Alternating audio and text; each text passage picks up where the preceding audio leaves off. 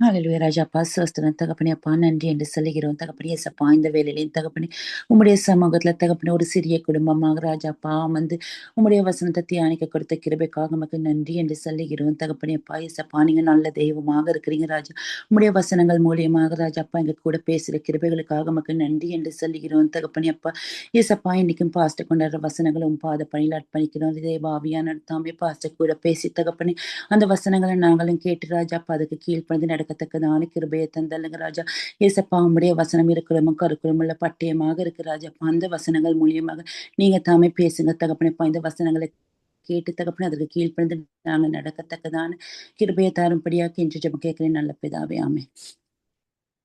ஆமென். இன்றைக்கு பைபிள் ஸ்டடிக்கு எடுத்துக்கொள்ளப்பட்டது அஹ், நீதிமொழிகள் 5ஆம் அதிகாரம் முதல் 14 வசனங்களும். அதை ரீட் பண்ணீங்களா? முதல் 14 வசனங்களை. நீதிமொழிகள் 5வது அதிகாரம் முதல் வசனத்திலிருந்து 14வது வசனம் வரை. என் மகனே, என் ஞானத்தை கவனித்து என் புத்திக்கு உன் செவியை சாய். அப்பொழுது நீ விவேகத்தை பேணிக் கொள்வாய். உன் உதடுகள் அறிவை காத்து கொள்ளும். பர ஸ்திரீயின் உதடுகள் தேன்கூடு போல் ஒழுகும். அவள் வாய் எண்ணெயிலும் மிருதுவாய் இருக்கும். அவள் செய்கையின் முடிவோ எட்டியை போல கசப்பும் இருபுறம் கருக்குள்ள பட்டயம் போல கூர்மையாயிருக்கும். அவள் காலடிகள் மரணத்திற்கு இறங்கும். அவள் நடைகள் பாதாளத்தை பற்றி போகும். நீ ஜீவ மார்க்கத்தை சிந்தித்து கொள்ளாத படிக்கு அவளுடைய நடைகள் மாறி மாறி விகாரப்படும். அவைகளை அறிய முடியாது. ஆதலால் பிள்ளைகளை இப்பொழுது எனக்கு செவி கொடுங்கள். என் வாயின் வசனங்களை விட்டு நீங்காதிருங்கள்.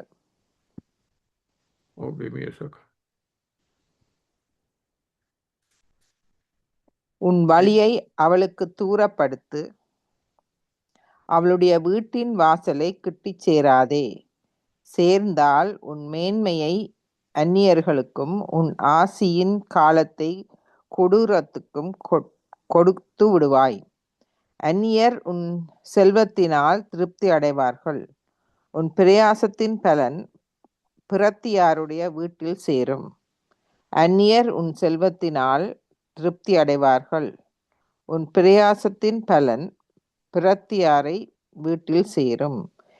முடிவிலே உன் மாம்சமும் உன் சரீரமும் உருவழியும் போது நீ துக்கித்து, ஐயோ போதகத்தை நான் வெறுத்தேனே, கடிந்து கொள்ளுதலை என் மனம் அலட்சியம் பண்ணினதே. என் போதகத்தின் சொல்லை நான் கேளாமலும் எனக்கு உபதேசம் பண்ணினவர்களுக்கு என் செவியை சாயாமலும் போனேனே. சபைக்குள்ளும் சங்கத்துக்குள்ளும் கொஞ்ச சங்குறைய எல்லாம் தீமைக்கு உள்ளானேனே என்று முறையிடுவாய். பாருங்க, இந்த விதமாக இந்த 14 வசனத்திலும் ஒரு கவனித்து பார்ப்போம். ஒரு ஒன்று உண்டாக என்ன விதமாக இந்த என்ன விதமாக இந்த Proverbs நம்பர் 5, அதாவது நீதிமொழி 5ஆம் அதிகாரம், இவளில் நாங்கள் பார்க்குற போது உண்மையிலே நீங்கள் திருப்பி அந்த மிச்ச பகுதியும் 23 வசனம் நினைக்கிறேன்.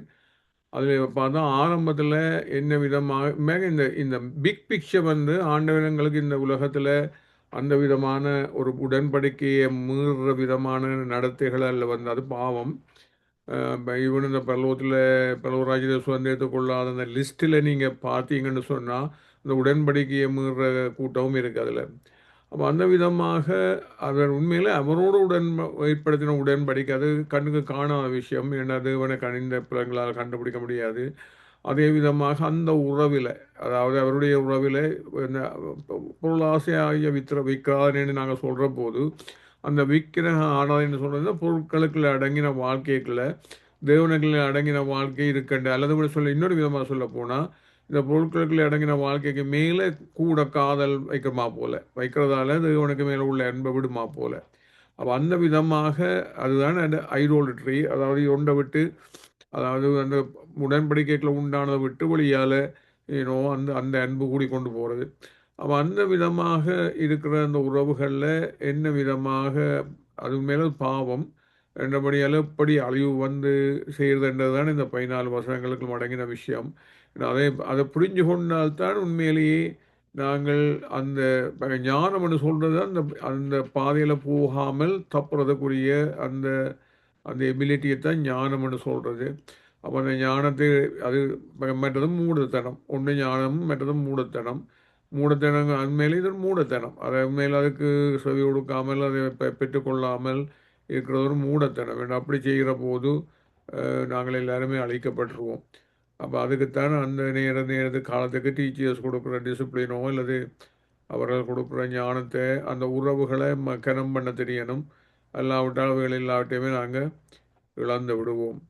அப்போ இந்த உண்மையிலேயே இந்த ப்ரோவர்ப்ஸில் 5 செக்ஷன்ஸாக பிரித்து பார்ப்போம். உண்மையில் முதல் 2 வசனங்களும் என்ன மாரி எங்களை கவனம் கொடுக்க சொல்லி போட்டிருக்கு. அதுக்கு அட்டென்ஷனை கொடுப்பேன். அந்த அட்டென்ஷன் கொடுக்குறேன்னு சும்மா அப்படி கேட்குறதல்ல, அதை கூட கவனிக்க வேண்டிய அர்த்தம் என்னென்னு சொல்லி, ஏன்னு சொன்னால் அந்த விஷயத்துக்கு லிசன் பண்ணாவிட்டால் உண்மையிலேயே அழிவு பாதையில் கொண்டே போயிடுவோம் உண்மையில். அப்போ அந்த விதமாக அதுதான் இந்த வார்னிங் அகெயின்ஸ்ட் விபச்சாரத்துக்கு எதிராக பேசுகிற மாரி இருக்கு உண்மையில் பார்த்தால், அது உண்மையில அழிவு பாதை. அப்போ அந்த விதமான இதை உண்மையிலே அந்த attention கொடுக்குறன்றது when we come to that one we'll see, சும்மா கேட்குறதல்ல, காதுள்ளவளாக கேட்டு அதுக்கு அடிபணிகிறதுன்றதுக்கு இஸ் டோட்டலி டிஃப்ரெண்ட் திங். அது 3 தொடக்கம் 6ல் என்ன அதில் அந்த விபச்சாரியை பற்றி பேசியிருக்கேன். அவன் என்ன மாரி அவுட் சைடில் வெல்லும் ஸ்வீட்டாகி இருக்கிறதா நான் உண்மையிலே இன்பர்ட்லி சரியான டெட்லின்னு சொல்லி அதை ஸ்ட்ரேஞ்ச் உமன் எழுதப்பட்டிருக்கு. அந்த அந்நிய புஸ்திரி அல்லது உண்மையில் அடுத்தது 7 தொடக்கம் 14 என்ன விதமாக அந்த பாதையில் போனால் என்ன விதமாக அந்த அழிவுகள் வருதுன்றது. ஆனபடியால் தான் அந்த பாதையே தவிர்க்க வேணும், அதில் அந்த கன்சிக்வன்சஸ் போடப்பட்டிருக்கு. இப்போ நெக்ஸ்ட் வீக் பார்ப்போம் 15 தொடக்கம் 20 என்ன விதமாக அந்த அது எல்லாத்தையுமே ஆண்டவர் இதுக்களாலே ஜனங்கள் பெற்றுக்கொள்கிறது எல்லாத்தையுமே அந்த ஒரு மேரிட்டல் ரிலேஷன்ஷிப்புக்குள்ளே ஆண்டவர் கொடுத்துருக்கிறார். அப்படி கொடுக்குற போது ஒரே விஷயங்கள் எவ்வளவு அந்த உண்மையிலே ஆசீர்வாதமாக மாறுறதான் அந்த அனுபவம். அந்த அப்படியேத்தான் இந்த மேரிட்டல் அந்த ஃபெய்த்ஃபுல்னஸை விட்டு விடக்கூடாதுன்னு சொல்லி, அதுக்கு காரணம் என்ன சொன்னால் தான் கடைசி 3 வசனங்களும். அதுக்கு காரணம் என்று சொன்னால் ஆண்டவர் எல்லாத்தையும் அறிஞ்சது, அவர் நியாயாதிபதி. அந்தபடியே தான் ஒரு டிவைன் அக்கௌண்டபிலிட்டி ஒன்று இருக்குது. அப்போ அவருக்கு கணக்கு கொடுக்கணும். அப்போ அதுபடியே தான் அந்த அந்த அந்த விதமாக அமைகிறது. என்ன சொன்னால் இப்படி ஒளிவாகவோ அல்லது எல்லாம் தெரிய விட்டோ செய்து போட்டு தப்ப முடியாதுன்னு சொன்னால் அதுக்கு மேலே எல்லாம் நியாயாதிபதியாக தேவன் இருக்கிறபடியால் அதை நாங்கள் சில நேரம் மறந்து போயிடுறோம். என்ன சொன்னால் அவர் இந்த கன்ஷியஸ்னஸில் இருந்து ஈஸியாக விலகி போகலாம். அந்த முதல் அன்பில் இருந்து கூட ஈஸியாக விலகி போகலாம். அந்த தேவனுக்கு மேலே வைக்கிறேன் சொல்கிறோம். அந்த விதமாக நாங்கள் உண்மையிலேயே அதில் கவனமாக இல்லாவிட்டால் அழிஞ்சு போயிடுவோம்.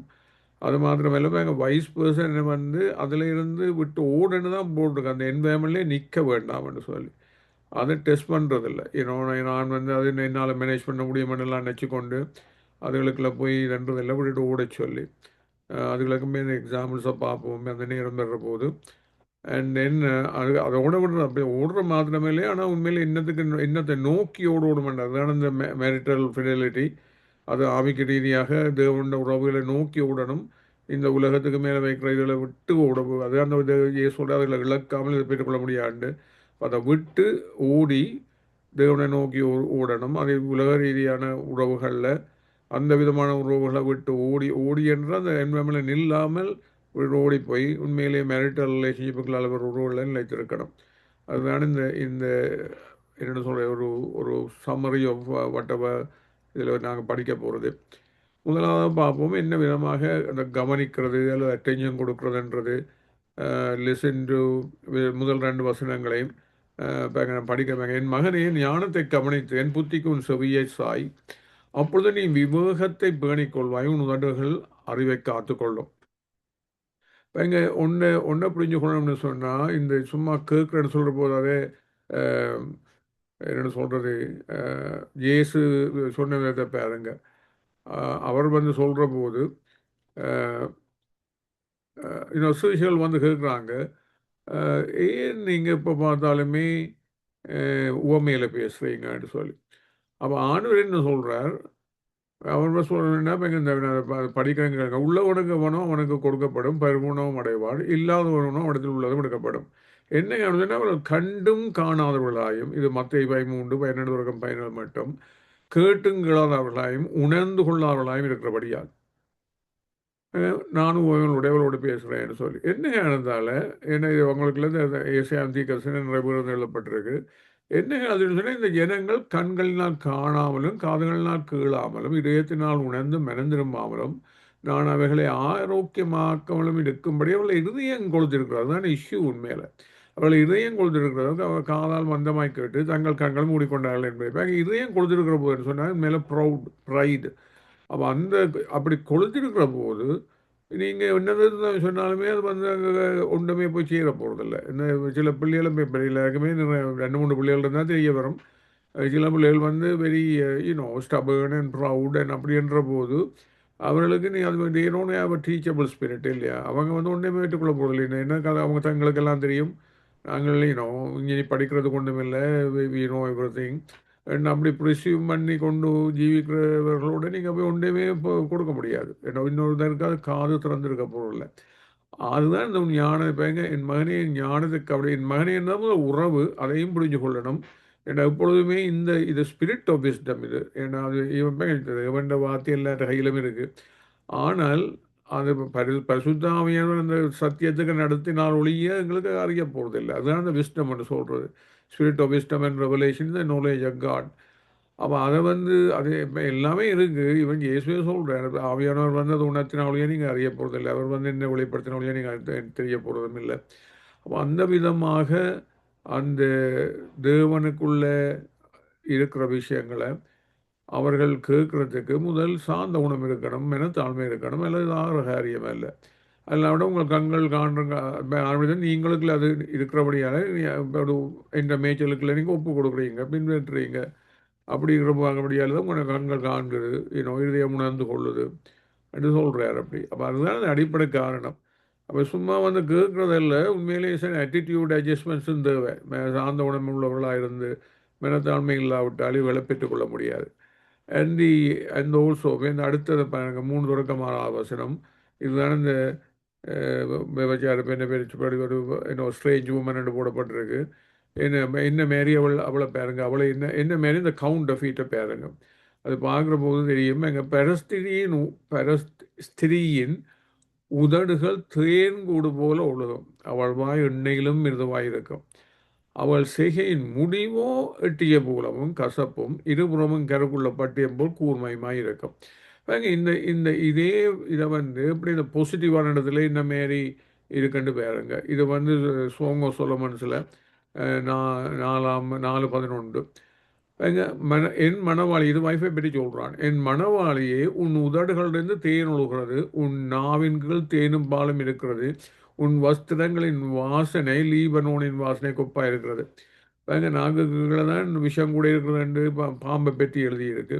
அப்போ அந்த விதமாக ஆனபடிதான் விஷமும் இந்த என்னென்னு சொல்கிறது, உண்மையிலே இந்த சாவும் ஜீவனும் எங்களோட வாய்ந்த வார்த்தையில் இருக்குன்னு எழுதப்பட்டிருக்கு. அப்போ அந்த விதமாக என்னங்க நாவுகளில் இருக்குன்றதான் முழு விஷயம். இதே விஷயம் தேனில் ஊறுறது உதடுகளிலிருந்து. அது என்ன அர்த்தம்?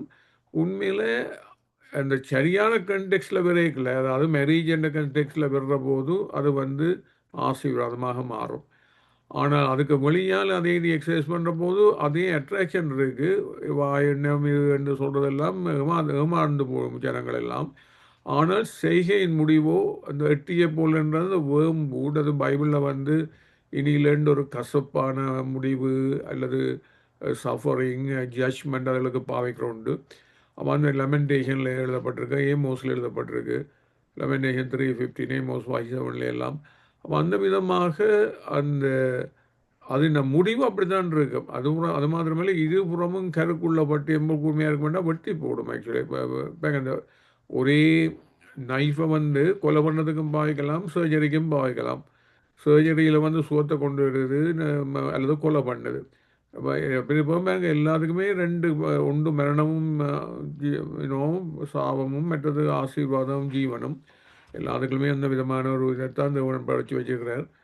ஆனால் தேவனுடைய வேதத்தை பற்றி சொல்கிற போது எபிரேயர் 4:12 தேவனுடைய வார்த்தையானது ஜீவனும் வல்லமை உள்ளதாகவும் இருபுறம் கருக்குள்ள இந்த பட்டியத்திலும் கருக்கானதாகவும் ஆத்மாவையும் ஆவியையும் கணுக்களையும் ஊனையும் பிரிக்கத்தக்கதாக உருவக்குத்துறதாகவும் இதயத்தின் நிமிகளையும் யோசனையும் என்ன சொன்னால் ஜட்ஜஸ் ஆக்சுவலி எங்கள் இன்னும் மோஸ்ட் இதுகளை ஜட்ஜ் பண்ணோம்.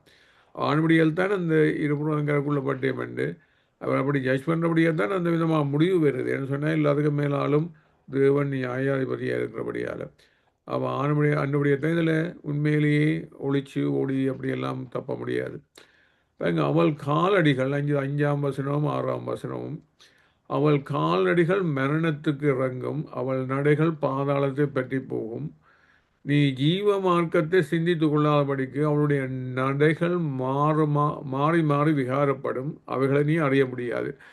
அவர் என்ன சொல்லப்பட்டிருக்குதுல என்ன காரணத்தால் அப்படி அதுக்குள்ளே போய் அகப்படுற நினைக்கிறீங்க என்ன சொன்னால் இப்போ ஏமாற்றப்பட்டிருக்கீங்களோ ஏமாறணுன்னு தெரியாது. இது இப்போ நல்ல உதாரணம். இப்போ எங்கள் பிள்ளைகளுக்கு நீங்கள் உலகத்தை சொன்னாலுமே இப்போ இந்த அன்ஈக்குவலி ஜோக் தவிர வேண்டாம்னு சொல்லி ஒரு விசுவாசம் இல்லாதவனோட எந்த விதமான உறவையும் வைக்காதுன்னு சொன்னாலுமே எத்தனையோ பிள்ளைகள் போய் மற்ற ஹிந்துஸா முஸ்லீம்ஸுக்கு மேலே ஒரு லவ் அஃபேர் வந்தோடனே வேறுங்க கண் மூடி அது புருட்டுத்தனம் அடித்து வந்துடும். என்ன சொன்னால் அந்த இமோஷன்ஸ் வந்து அவ்வளோத்துக்கு டீப்பாக இருக்கிறபடியால் எந்த ஒரு ஆலோசனையும் அது போகிறதில்லை. அதுவும் இன்னொரு உதாரணம் ஒன்று பெருமை, மற்றது இந்த இமோஷனல் என்டேங்கிள்மெண்ட். ஒரு ஆலோசனையுமே அவங்க கேட்க முடியாது. ஆனபடியால் தான் இந்த இப்போ டியூட்டனமி 39:19 நான் ஜீவனையும் மரணத்தையும் ஆசீர்வாதத்தையும் சாபத்தையும் உனக்கு முன் வைத்தேன் என்று உங்கள் மேல் மானத்தையும் பூமி என்று சாட்சி கொடுக்கிறேன். ஆகையால் ஜீவனை நீ பிழைக்கும்படிக்கு ஜீவனை தெரிந்து கொள்வது ஆசீர்வாதத்தை தெரிந்து கொள்ளு தெரிஞ்சு கொள்வது இல்லையா. ஆனால் அந்த தெரிஞ்சு கொள்றதுக்கு தெளிவான புத்தி இருக்காது. இமோஷனல் இன்டாக்மெண்ட் எழுத மாற்றப்பட்டிருக்கிற போதோ அல்லது இதயத்தில் உண்மையிலேயே சாட்சி இல்லாமல் பெருமை இருந்தால் இன்றைக்குமே இன்னொரு ஆலோசனைக்கு ஒப்பு கொடுக்க போவதில்லை. இன்னொரு அப்படி அந்த என்ன அந்த ஞானம் வாழ்றது ரோவுக்களால் மகனை என்று சொல்லி முதப்பாங்க இந்த generation is a typical example. இந்த ஜெனரேஷனில் அவங்கெல்லாம் பிஎஸோட உறவு வைப்பாங்களே தவிர எல்டர்ஸோட இந்த விதமான உறவும் கிடையாது. அப்போ அந்த விதமாக இருக்கிற அந்த அதில் அதுதான் முழு இந்த ஞானம்னு சொல்கிறதே அந்த எல்டர்ஸ் தகப்பன்லேருந்து பிள்ளைக்கு போகிற மாரி முதல் ஜெனரேஷன்லேருந்து மற்ற ஜெனரேஷனுக்கு போகிற மாதிரி. அப்போ முதல் பாஸ்ட் ஜெனரேஷனோட எந்த ரோமில்னு சொன்னால் இதை பெற்றுக்கொள்ள முடியாது. ஆனபடி இருந்தால் இந்த சரியான மூடத்தனமே நடந்து கொள்கிறாங்க இந்த கண்டெம்பரரி சில்ட்ரன். ஏன்னா அந்த மாதிரி உறவுலங்கள் தேர்றதும் இல்லை, அதை வந்து புறக்கணிக்கிறது. பிய இதுகளோடு தான் எல்லா உறவுமே அங்கே தான் ஆலோசனைக்கு மூடுவாங்க. அந்த இடத்துல விஷ்டத்தை காண முடியாது. அதுதான் ப்ரோவர்ப்ஸ் 18 மரணம் ஜீவனும் நாவின் அதிகாரத்தில் இருக்கும். அதை பிரியப்படவில்லை, அதை கனிய புசிப்பாச. ரெண்டுமே அந்த கண்டெக்ஸ்ட் தான் உங்களுக்கு விஷயமே. அந்த மேரிட்டல் கண்டெக்ஸ்டா அல்லது அவுட் சைட் த மேரேஜா அதேமே. அப்போ ஒன்று மரணம் ஒன்று ஜீவன். ஆனால் வாயிலிருந்து வார்த்தைகள் தேனூரை எல்லாம் ரெண்டிலுமே இருக்கும். ஒன்று ஆசீர்வாதம் மற்றது சாபம். ஆனபடி தான் இடுக்கமான வாசல் வழியாக பிரவேசிங்கள், கேட்டுக்கு போகிற வாசல் விரிவும் வழி விசாலமாக இருக்கிறது, அதன் வழியாக பிரவேசிக்கலாம் அநேகர். ஜீவனுக்கு போகிற வாசல் இடுக்கமும் வழி நெருக்கமாக அதை கண்டுபிடிக்கிறது சிலர். அதே என்னுடைய அர்த்தம் என்ன இந்த கண்டெக்ஸ்டில் இரண்டால் ஏன் அது அகலமானது. உலகத்தில் எத்தனை ஜனங்கள் இருக்குது, அவ்வளோ பேருடன் பிரியான உறவை வைக்கலாம். ஆனால் மெரிட்டல் ரிலேஷன்ஷிப் வரைக்கும் ஒரே ஒரு ஆள் தான் இருக்குது. அப்போ சரியான இடுக்கமான பாதை. அங்கால திறந்துருக்கிறது ஒன்றண்டு அல்ல. எந்த ஒரு இதுக்கும் ஸ்பெஷலி இந்த காலத்தில் ட்ராவல் பண்ணுற அந்த business travel specially business travel எல்லாம் போகிற போது எல்லா இடமே அந்த அப்படி தான் இந்த பொலிட்டீஷியன்ஸ் போய் எல்லாம் விழுந்து போகிறாங்களே இல்லையா. இந்த ஈவனிங் பேங்க் அந்த பிரின்ஸ் ஆண்ட்ரூ படுற பாட்டை அப்படி போன அவர் அதுக்குத்தான் ட்ரேடுக்குத்தான் இதை இறந்தது. போன போது அகப்பட்ட அதுக்குள்ள இருந்தாலும் இன்றைக்கு எல்லாருமே தூக்கி எறிஞ்சி இவ்வளவு அசிங்கமாக யூனோ முழு உலகமே பார்த்து சிரிக்கிற லெவலில் வந்திருக்கு இல்லையா? அப்போ அந்த அனுபடி தான் அந்த இந்த பாதையிலேருந்து விலகி போகக்கூடாது. அதுலேருந்து என்றைக்குமே அதில் நிலைச்சிருக்க தெரியும். அடுத்ததாக பார்ப்போம் என்ன விதமாக அடுத்த 7 தொடக்கம் 14 மட்டும் இந்த கன்சிக்வன்சஸ் ஆஃப் இதனுடைய விளைவுகள்.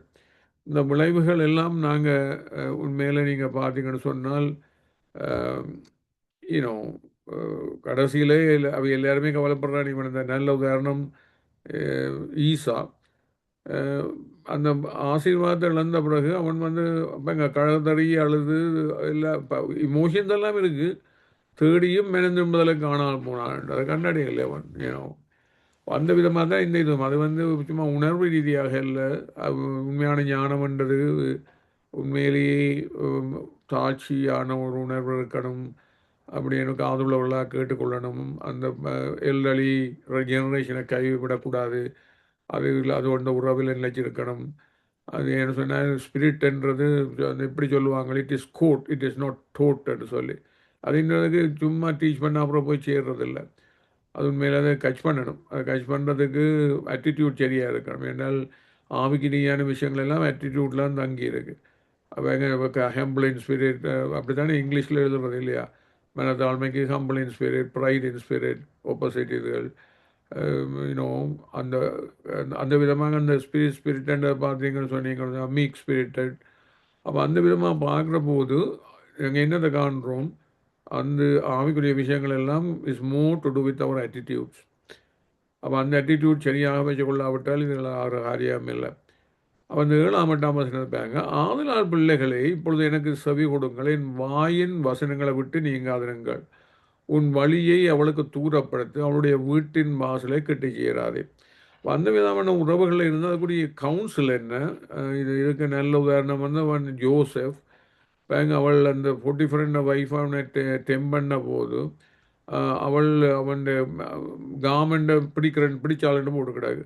அவன் என்ன செய்கிறான், அதையும் விட்டு போட்டு விடுறான். இல்லாமல் அதை வச்சு தான் அவனுக்கு சிறையில் போட்டது. அவன் வந்து தன்னை கெடுக்க வழிகட்டு அவன் அந்த விதமாக அவன் ஹீ ஃப்ளட்னு தான் போட்டுக்கிட்டான். அவன் விட்டு ஓடினான்னு போட்டுக்கிடாது. அதை உடுப்பையை மட்டும் போட்டு ஓடினான்னு சொல்லி அதுதான் இந்த ஃப்ளீ ஃப்ரோம்னு சொல்கிறது. அவன் ஓடினது தேவனை நோக்கி. என்னபடியாக அவன் என்னதான் சிறையில் போட்டான்னு என்ன கடைசியில் அவனை கழுவி பெறலை, ஆசீர்வாதமாக தான் மாறுறதை பார்க்குறோம். என்ன இருந்தாலும் தேவனை நோக்கி ஓடினபடியால் அந்த அவளை நோக்கி விடாமல் தேவனை நோக்கி ஓடினபடியால் ஆனபடியால் தான் நாங்கள் வந்து எப்பொழுதுமே கவனமாக இருக்கணும். அந்த பைபிள் கவுன்சில் இவன் புது ஏற்பாட்டில் கூட இது 2 தீமோத்தேயு 2:22 அன்றியும் பாலியத்துக்குரிய இச்சைகளுக்கு நீ விலகி ஓடிவாங்க. விலகி ஓடின்னு தான் போடக்கூடாது. சுத்த இதயத்தோடைய கத்திரை தொழுதுடனே நீதியும் விசுவாசத்தையும் அன்பையும் சமாதானத்தையும் அடையும்படி நாடு. அப்போ அந்த என்ன காரணத்தால் இந்த விதமாக ஏன் ஓட சொல்லி போட்டிருக்கு? ஏன்னா அதுக்கு வந்து அதோட டீல் பண்ண முடியாது. அந்த ஈவன் இந்த சைக்காலஜிலேயே அதைத்தானே அவங்க டீச் பண்ணுறாங்க. இப்போ கண்டெம்பரரி சைக்காலஜியில் அதுக்கு ஆன்சர் வந்து அந்த என்வாயர்மெண்ட்லேருந்து விலகணும், அந்த என்வாயர்மெண்ட்டில் இருக்கக்கூடாது. அதுதான் இந்த எஃபெக்டிவ் ஸ்ட்ராட்டஜி என்று சொல்லி அந்த டெம்பரரி என்வாயர்மெண்ட்டில் நிற்கக்கூடாது. ஆனால் அப்படி விலகிறதில்லை, விலகிறதில்ல. தேவனை நோக்கி ஓடவும் தெரியணும், தனியாக விலகிறதில்லை. ஏன்னா தேவனங்களை நினைச்சி அவளிய ஏன்னு சொன்னால் இந்த பைபிளில் நீங்கள் பார்த்தீங்கன்னு சொன்னால் இதுக்கு ஆன்சர் வந்து நீங்கள் மாமிசத்தில் பிழைத்தா சாவீங்க, அவையில் சரீரத்தின் செய்களை அழைத்தா பிழைப்பீர்கள்னு சொல்லி ரோமர் 8:13 பார்க்குறீங்க. அப்படி தேவனுடைய ஆவியால் வழிநடத்தப்படுற ஜனங்கள் தான் தேவனுடைய புத்திரர்கள். அதுதான் இந்த ஆவியால் வழிநடத்தப்படுறது. இந்த பேங்க துன்மார்க்கத்துக்கு ஏதுவான மதமாறி கொள்ளாமல் இதை பேசிய 5 பயிர் தொடக்கம் 21 ஆவியால் நிறைந்து ரெண்டு போட்டு அதுக்கு பிறகு எப்படி தேவனுடைய ஆராதனை ஸ்துதிகளின் மத்தியெல்லாம் தேவன் வாசம் செய்கிற ஆவியாக இருக்கிற தேவனால் நிறைகிறதுக்கு உண்மையிலே அதை தொடர்ந்து வேர்ஷிப்பை பெற்று தான் போட்டிருக்கு. அப்படி சங்கீதங்கள்லாம் கீர்த்தனாலும் இன்னும் எப்படி அந்நிய பாசையில் ஆராதிக்கிறேன் மணியெல்லாம் சொல்லி தெய்வ பயத்தோடு ஒரு கொடுக்கல் படிங்க. தெய்வ பயத்தையும் அந்த ஆவியோடு தான் கொடுக்கணும். என்ன மாரி ஞானத்தையும் உணர்வையும் அருளும் ஆவிதான் அறிவையும் கற்கிற பேப்பர் பயத்தையும் அருள்ற ஆவியாயும் இருக்கிறார். அந்த விதமாக அந்த தெய்வ பயத்தை அவன் தேவ ஆவியால் இவன் அன்பு கூட தேவனன் தான் முதல் வரணும். இது எல்லாமே தேவனன் தான் முதல் வரணும். எங்கள்லேருந்து எங்கள்கிட்ட வில் பவரால் வாரதில்லை. வில் பவரால் செய்யவும் முடியாது. அப்போ அந்த விதமாக இவன் அன்பு கூட வில் பவர் இல்லை. அது வந்து பரிசுத்தாவியாலே இதயத்தில் ஊற்றப்பட்டு இப்போ வி ரெசிப்ரோகேட் ஆகுது. ஏவன் தான் எங்களுக்கு மேலே அன்பு வைத்தது. அதை பெற்றது நாங்கள் போய் திருப்பி ரெசிப்ரோகேட் பண்ணி மற்றவங்களுக்கும் பகிர்ந்து கொள்கிறோம்.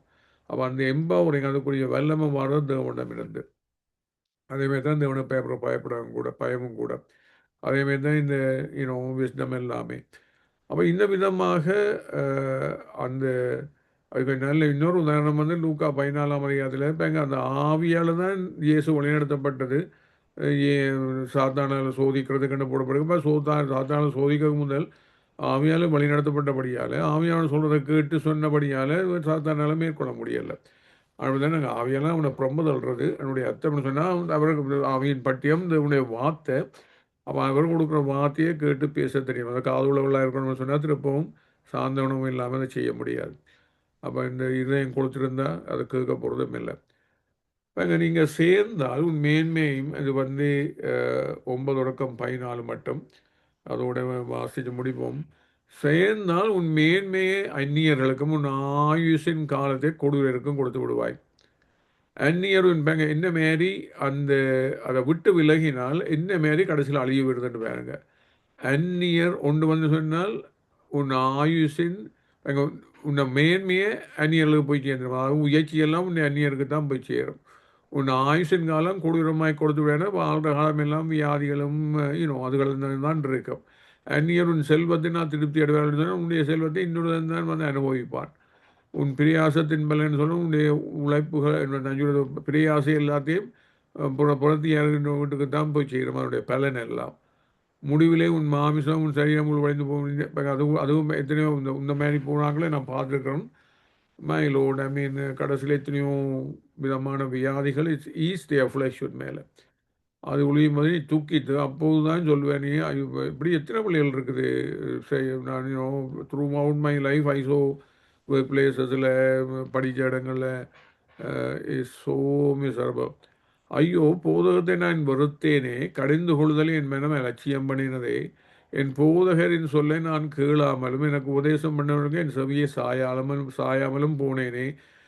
அப்போ அது இப்படி வர்ற போது சபைகளுக்குள்ளும் சங்கத்துக்குள்ளும் கொஞ்சம் குறைய எல்லா தீமைக்கும் உள்ளானானே என்று முறையிடுவாய் என்று சொல்லி. எனவே அந்த எவ்வளோ இது சங்கம் என்று சொல்லவே இந்த socially you are so unbelievably humiliated. இப்போ அதுக்கு இப்போ இந்த பிரின்ஸ் இப்போ கிங்கின் பிரதரண்டு கதையை யோசிச்சு பாருங்க. அந்த பிரின்ஸுன்ற கதையை அதே விதமாகத்தான் இந்த மாதிரி பாதையை போறவைக்கு வந்து இட்ஸ் அ பப்ளிக் ஹியூமிலியேஷன் அங்கே தான் கொண்டே விடும். என்றபடியால் தான் அந்த பாதையில் போக வேண்டாம்னு சொல்லி. அப்போ இந்த ஓட்டத்தில் பாருங்க, நாங்கள் அந்த முதல்ல ஆரம்பித்த மாதிரியே அந்த சமரியை பாருங்க. என்ன மாரி இந்த கோல் டு அட்டென்ஷன் சொல்கிறது காதுள்ளவர்களாக இருக்கணும். காதுள்ளவர்கள்னு சொல்கிறது உண்மையிலே இதயத்தில் சாந்தோணம் மனத்தாட்சி இருந்தால்தான் எங்களோட காது திறந்திருக்கும். அதாவது இது ஆவியான சொல்கிறத கேட்கறதுக்கு தேவன் பேசுகிற போது அதேமாரி அல்லது இவன் உலகத்தில் கூட தேவனுக்குள்ள இருக்கிற பெற்றார் அல்லது எல்டர்ஸ் மூப்பர்கள் எங்களுக்கு முதல் சந்ததி எங்களோட பேசுகிற போதெல்லாம் உண்மையிலேயே அட்டென்ட் செய்தால் இப்போ வந்து 35 பேருக்கு என்ன தெரியும் அந்த மாதிரி ஆட்டிடியூட் எல்லாம் இருந்துச்சுன்னு சொன்னால் இன்றைக்குமே அந்த காது திறக்க போகிறதில்ல. அது வந்து அந்த இப்போ என்ன அந்த டிசப்ஷன்னு சொன்னால் இந்த மாடர்ன் டெக்னாலஜிகளுக்குள்ளே தான் ஜீவன் இருக்குல்ல, இந்த உலகத்து பொருட்களுக்குள்ள ஜீவன் இருக்குங்க யங் ஜெனரேஷன் திங் தங்களுக்கு கூட தெரியும்னு சொல்லி ரெண்டு போட்டு ஆவிகிரியான வாழ்க்கையை வந்து முழுதாக புறக்கணிக்கும். அது அந்த வந்து அதுக்குள்ளே அடங்குங்க. அதுதான் முழு விஷயமே. அதுக்குள்ளே அது இல்லை. மேலே இந்த உலகத்து பொக்கிஷங்களுக்குள்ளேயோ உலகத்து அறிவுக்குள்ளேயோ உலகத்து எந்த ஒன்றுகளுமே இந்த நித்திய ஜீவனில் அது அவனுக்கு அடங்கின விஷயம். அப்போ அது வந்து பெற்றாருக்குள்ள இருந்து பிள்ளைகளுக்கு பெறுறேன்னு சொன்னால் அந்த உண்மையிலே சார்ந்த உள்ளவர்களாக இருக்கணும். அந்த விதமான கொளுத்து இருக்கிற இதயங்கள் கொலைப்படி விட்டுறோம். அது மாத்திரமல்ல ஒரே விஷயம் அந்த இனிக்கிற பேச்சு வருதுன்னு சொன்னோடனே அது உண்மையிலேயே ஒரு உறவில்லாத எஸ்பெஷலி உடன்படிக்கக்கூடாத உறவில்லாதவர்களோட அந்த விதமான இதில் எங்கேஜ் ஆகக்கூடாது. அது வந்து இமோஷனில் இன்வால்வ்டாக போனால் திருப்பி அதுக்கு வழியால் வர முடியாது. அவனுடைய தான் விட்டுட்டு ஓட சொல்லி போட்டிருக்கு. அந்த மாதிரி ஓட தெரியணும். அடுத்த 7 தொடக்கம் 14 பார்த்தோம் என்ன விதமாக இதுகளெல்லாம் அவாய்ட் பண்ண சொல்லி அந்த மேலே அதுக்கு விட்டுட்டு ஓடுற மாத்திரமல்ல தேவனை நோக்கி ஓடவும் தெரியணும். அந்த விதமாகத்தான் நாங்கள் வேலையில இருந்து தப்ப முடியும். Praise the Lord. ஜெபித்து முடிப்போம். பரலோகமண்டலமுள்ள பிதாவே, தேவனே, ஆண்டவரே, என்ன விதமாக இங்கே எல்லா விஷயத்திலுமே கூடவே இருந்து எங்களை காத்துக்கொள்வது மாத்திரமல்ல, பவுல் ஜெபிச்சபடியே இந்த ஞானத்தையும் உணர்வையும் அதுக்குரிய வெளிப்பாடுகளையும் கொடுக்கிற நீங்களே ஆண்டவரே அந்த விதமாக இதை கொடுத்து உங்களை அறிகிற அறிவிலும் உங்களுடைய குமாரனை அறிகிற அறிவிலும் வளர்ந்து அந்த நித்திய ஜீவனில் நிலைத்திருக்கிறதுக்கு அதே விதமாக இந்த சத்தியத்தை அறிந்தால் சத்தியம் விடுதலையாக்கும்னு சொன்ன தேவனே, இந்த விதமான பிள்ளையான உறவுகளால் வர்ற அந்த இடர்தல்களில் இருந்து தப்பி ஓடுறதுக்குரிய பாதை கூட நீங்கள் தான் கொடுக்க முடியும். அவைகளை கூட ஆண்டவரே இந்த ஆவியால் வழிநடத்தி ஒன்றூட்டி வல்லப்படுத்துகிற வாழ்க்கையில் அதை காட்டி அதற்குரிய வழிகளை காட்டி ஆண்டவரே எங்கள் எல்லாரையும் அது மாத்திரமல்ல இதயத்தில் ஆவியால் நிறைந்தோடுதற்கு ஒப்பு கொடுக்கணும்னு சொன்னபடி அந்த ஹியூமிலிட்டியையோ அல்லது அந்த அன்பையோ அந்த விசுவாசத்தையோ நீங்கள் தான் கொடுக்க முடியும். அது உங்களை இருந்து ஆரம்பிக்கிறோண்டு அந்த விதமாக அந்த ஆவியால் வழிநடத்தப்படுறவர்களாக அந்த ஆவியானவர் எங்களை மறுரூபப்படுத்தி உங்களுடைய சாயலில் மாற்றுவதாக இயேசு எப்படி அந்த சாந்தனும் உள்ளவர்ன்றதை அவர் காட்டுகிற எத்தனையோ இடத்துல பார்க்குறோம். மீக் ஸ்பிரிட்டட்னு சொல்லி அந்த விதமாக அவருடைய இயல்புகள் எங்களுக்கு எல்லாம் வந்து முற்று முழுதாக ஒரு ஜெயம் கொண்ட வாழ்க்கையை வாழ்றதுக்கு உதவி செய்வீங்கன்னு கேட்டு இயேசுவின் நாமத்தில் ஜெபம் செய்து வருகிறோம் பிதாவே. ஆமீன். ஆமீன். Praise the Lord.